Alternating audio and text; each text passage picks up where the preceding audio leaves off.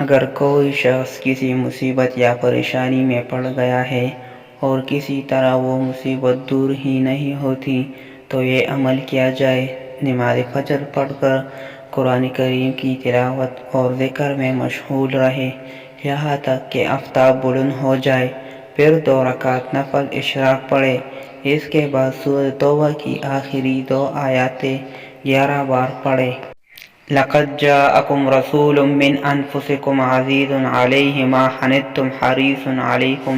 بِالْمُؤْمِنِينَ رَءُوفٌ رَحِيمٌ فَإِن تَوَلَّوْا فَقُلْ حَسْبِيَ اللَّهُ لَا إِلَٰهَ إِلَّا هُوَ عَلَيْهِ تَوَكَّلْتُ وَهُوَ رَبُّ الْعَرْشِ الْعَظِيمِ۔ پھر سر بسجود ہو کر حق تعالیٰ سے امن اور عافیت طلب کیجیے، انشاءاللہ چند روز میں آپ کی مصیبت پریشانی دور ہو جائے گی اور دل کو اطمینان حاصل ہوگا اور حاجت براری بھی نصیب ہو گئی۔ بہت عمدہ اور مجرب اور آزمودہ ہوا عمل ہے، یہ عمل کرو، انشاءاللہ بہت ہی فائدہ مل جائے گا۔